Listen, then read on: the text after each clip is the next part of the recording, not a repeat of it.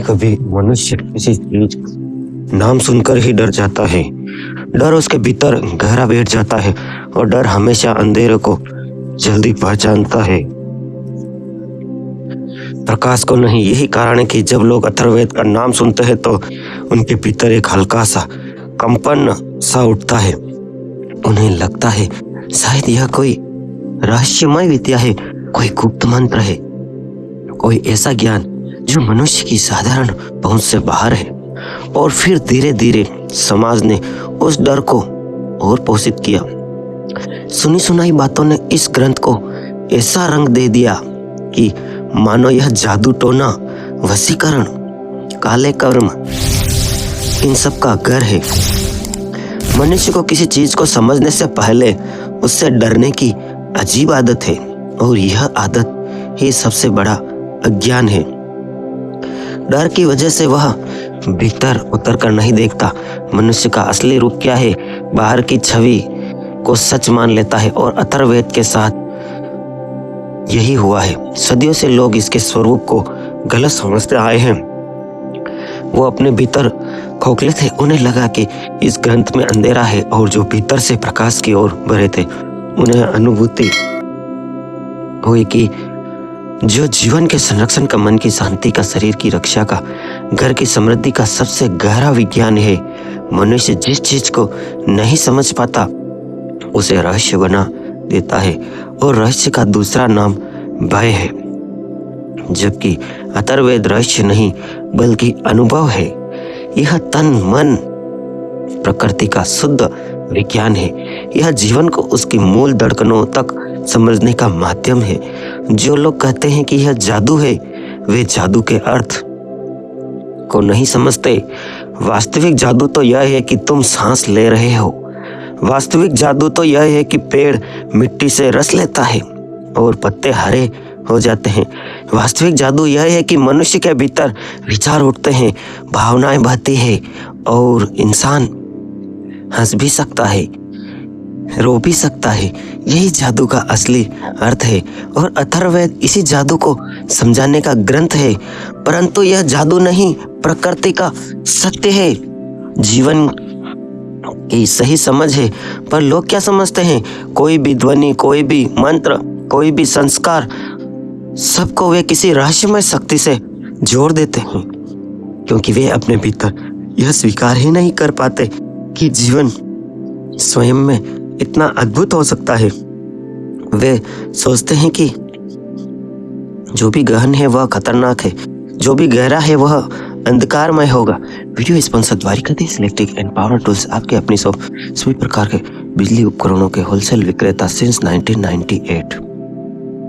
अद्भुत हो सकता है, महान है वो खतरनाक है। जो भी महान है वह अंधकारमय नहीं होता, वो भीतर डरावना होगा। वही कारण है कि जब अथर्ववेद में रक्षा, स्वास्थ्य, सुरक्षा, समृद्धि, परिवार की शांति की बातें आती है, लोग उसे गलत दिशा में ले जाते हैं। कभी कभी मनुष्य के भीतर भी अंधेरा होता है, वही अंधेरा बाहर की पुस्तकों पर भी डाल देता है, और जो भीतर उजाला लिए है वह अंधेरे को भी उजाला समझ लेता है। इसलिए जब मैं अथर्ववेद की बात करता हूं तो मैं किसी किताब की नहीं, किसी मंत्र की नहीं, किसी सूत्र की नहीं, बल्कि उस प्रकाश की बात करता हूं जो इस धारा के पहले कदम से अब तक चलता आया है। मनुष्य के जन्म के साथ जो पहला स्पंदन उठता है, यही इस ग्रंथ की जड़ है। यह जादू नहीं है, यह मनुष्य के अस्तित्व का राग है। लोग कहते हैं इसमें जो मंत्र है, हाँ मंत्र है, परंतु मंत्र क्या है? ध्वनि का विराट रूप जो मन की गहराइयों में उतरने की क्षमता रखते हैं, और ध्वनि की जब व्यक्ति समझ नहीं पाता तो डर जाता है। उसे लगता है ध्वनि के पीछे अवश्य कोई रहस्य होगा। लेकिन क्या तुमने कभी गौर किया है, कोई लुल्लाबाई, कोई माँ के होठों से निकला एक सरल सा गीत भी बच्चे को नींद में ले जा सकता है? क्या यह जादू है? नहीं, यह ध्वनि की प्रकृति है, यह ध्वनि का स्वभाव है। और अथर्ववेद ध्वनि के इसी विज्ञान को उजागर करता है। लोग कहते हैं इससे तो रक्षा के मंत्र हैं, और फिर वे उस रक्षा को गलत अर्थ देते हैं। उन्हें लगता है कि यह किसी और पर शक्ति चलाने की बात है, लेकिन रक्षा किसकी? रक्षा मनुष्य की, अपनी ऊर्जा की, अपनी चेतना की, अपने घर की शांति की। जब कोई तुमसे कहता है कि दरवाजा बंद कर लो, रात है क्या, यह जादू बता रहा है? नहीं, यह सुरक्षा बता रहा है। और अथर्ववेद भी यही करता है, यही कहता है, अपने विचारों के दरवाजे बंद कर लो। नकारात्मकता की रात गहराती है। अपने मन की चौखट पर सतर्क रहो, क्योंकि भीतर का प्रकाश नाजुक है। यह ग्रंथ इस बात को नहीं कहता कि तुम किसी पर शक्ति चलाओ, यह कहता है कि तुम अपने मन का अधिकार पाओ। यह नहीं कहता कि तुम किसी और की इच्छाओं को दबाओ, यह कहता है कि तुम अपने भीतर उठने वाली इच्छाओं को पहचानो। यह नहीं कहता कि तुम दुनिया को बदलो, यह कहता है कि तुम पहले स्वयं को देखो। दुनिया को बदलने की चाह हमेशा अहंकार से आती है, पर स्वयं को बदलने की चाह विनम्रता से, और विनम्रता की ज्ञान का पहला द्वार है।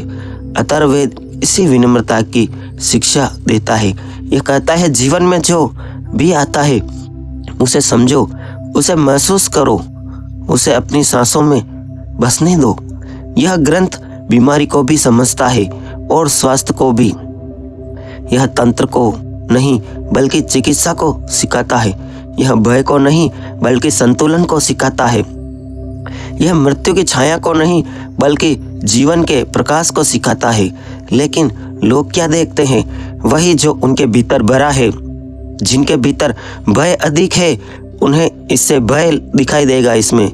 जिनके भीतर लालच अधिक है उन्हें इसमें शक्ति दिखाई देगी। जिनके भीतर हिंसा अधिक है उन्हें इसमें जादू दिखाई देगा, और जिनके भीतर प्रेम है उन्हें इसमें केवल जीवन दिखाई देगा। यह तुम पर निर्भर करता है कि तुम किस दृष्टि से देखते हो। अथर्ववेद जो सदियों से एक जैसा है, बदले हो तुम, बदलती है तुम्हारी नजर। मनुष्य जितना बाहर देखता है उतना ही अपने भीतर खो जाता है। उसे लगता है कि वह सब जानता है। यह एहसास ही सबसे बड़ा अज्ञान है, और अज्ञान अथर्ववेद की गलतफहमियों के कारण बना।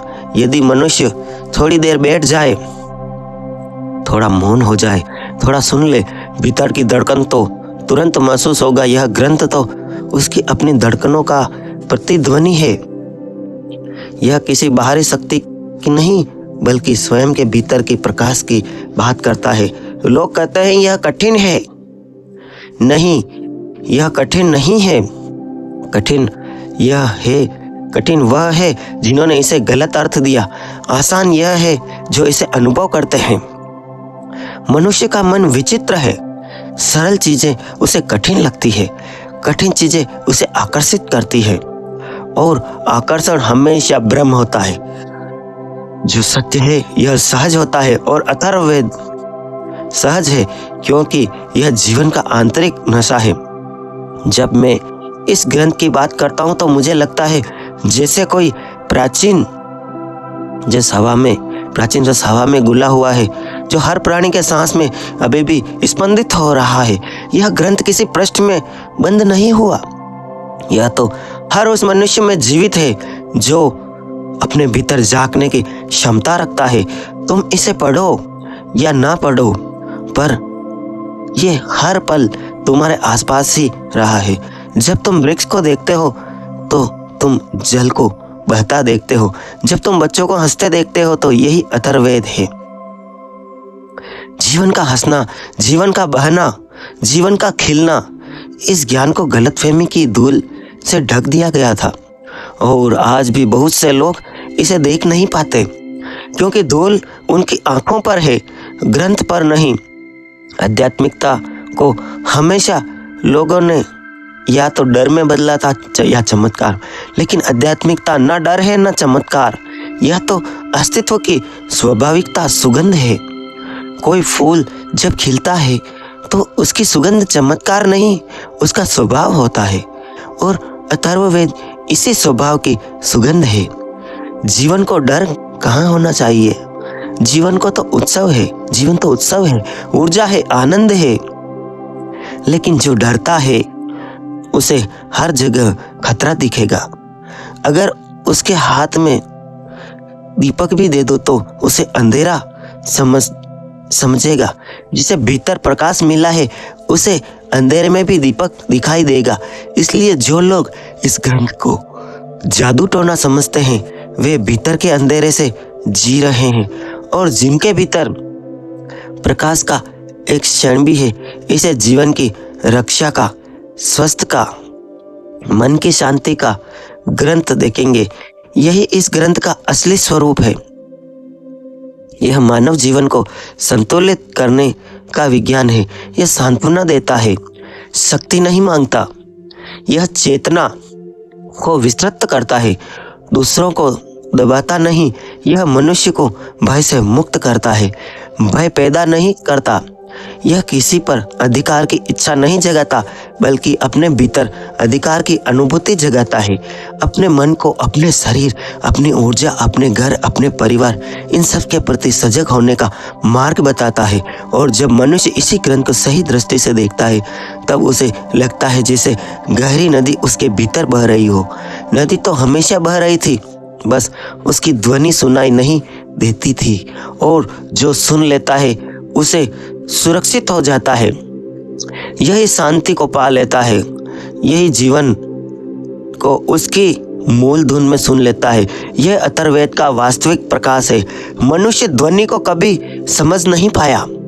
वह शब्दों को सुनता है पर उनकी ऊर्जा को महसूस नहीं करता, और जहाँ भी ऊर्जा की बात आती है वहाँ वह डर जाता है। उसे यह लगता है कोई शक्ति छुपी हुई है, कोई खतरा छुपा हुआ है, कोई गुप्त सामर्थ्य है जिसका उपयोग शायद किसी दूसरे को वश में करने के लिए किया जा सकता है।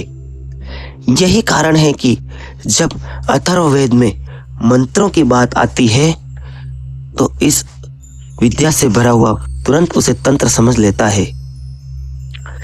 तो जानते हैं अथर्ववेद के बारे में। दोस्तों, चैनल को सब्सक्राइब कर लें, इससे पहले कि वीडियो को जाएं लाइक कर लें और अपने सभी मित्रों को शेयर कर लें। रात में तुम घर का दरवाजा बंद कर लेते हो। तुम्हें पता है कि रात अंधेरी है, रास्ते शांत है, बाहर अनिश्चितता है। तुम दरवाजा बंद करते हो क्योंकि तुम किसी पर शक्ति चलाना नहीं चाहते। तुम केवल अपने होने को सुरक्षित रखना चाहते हैं। अथर्ववेद में रक्षा का अर्थ भी यही है। मनुष्य के भीतर अनेक ऐसे कमरे हैं जो बरसों से बंद पड़े हैं। कुछ कमरों में दुख का सामान रखा है, कुछ में डर जमा है, कुछ में पुरानी यादों की धूल है, कुछ में कोई छिपा हुआ आघात पड़ा है। इन कमरों को कोई बाहरी शक्ति नहीं खोलती। इन कमरों की चाबी केवल तुम्हारे पास है। जब ग्रंथ कहता है कि रक्षा करो तो यह कह रहा है कि इन कमरों को खुला मत छोड़ो, क्योंकि अगर तुम अपने भीतर असुरक्षित हो तो बाहर की दुनिया भी तुम्हें असुरक्षित रहेगी। और जब कोई व्यक्ति इन कमरों को नहीं समझा पाता तो यह डर के कारण रक्षा को गलत अर्थ देता है। यह सोचता है कि रक्षा का अर्थ किसी अदृश्य शक्ति से लड़ना, पर लड़ाई बाहर नहीं, लड़ाई भीतर है। किसी भी नकारात्मक शक्ति से बचाव का अर्थ यह नहीं कि कोई भूत तुम्हारे पीछे पड़ा है। नकारात्मकता का अर्थ है तुम्हारे भीतर की हताशा, तुम्हारे भीतर की थकान, तुम्हारी अपनी कड़वाहट, तुम्हारी अपनी ईर्ष्या, तुम्हारा अपना अज्ञान। यही नकारात्मक शक्तियां हैं और अथर्ववेद इन्हीं से रक्षा करने की बात करता है। लेकिन मनुष्य को अपने भीतर देखने की आदत नहीं है। यह बाहर देखने में माहिर है। अगर यह दुखी है तो कारण बाहर ढूंढता है, अगर यह असुरक्षित है तो कारण बाहर ढूंढता है, अगर यह डर रहा है तो कारण बाहर ढूंढता है। और यही कारण देखने की प्रवृत्ति ने इस पवित्र ग्रंथ के अर्थ को उलट दिया। जो भीतर अंधेरे में रहता है वह बाहर भी अंधेरा देखता है, और जो भीतर प्रकाश में रहता है उसे बाहर भी यही प्रकाश मिलता है। अथर्ववेद कहता है असली सुरक्षा अपने भीतर है, असली रक्षा अपने विचारों की है, असली शांति अपने भावों की है। पर लोग रक्षा के मंत्र देखकर सोचते हैं कि इसमें कोई जादू छुपा है और यही गलतफहमी सदियों से चलती आई है। यदि तुम किसी जगह प्रवेश करना चाहते हो तो वहाँ का दरवाजा खटखटाते हो। अगर तुम भीतर कोई अनुभूति प्रवेश करना चाहते हो तो वह भी खटखटाती है। और जो व्यक्ति इस आंतरिक खटखटाहट को नहीं सुनता वह बाहर चमत्कारों की तलाश करता है। चमत्कार बाहर नहीं, भीतर उतरने पर होता है। नकारात्मक शक्तियां कोई परछाई नहीं है, वे तुम्हारे विचारों का रूप है। कभी ध्यान देकर देखना, जब तुम तनाव में होते हो तुम घर की ऊर्जा को भारी महसूस करते हो। जब तुम क्रोध करते हो तुम आसपास की हवा को भी तेज महसूस करते हो। जब तुम दुखी होते हो तुम्हें कमरा भी उदास लगता है।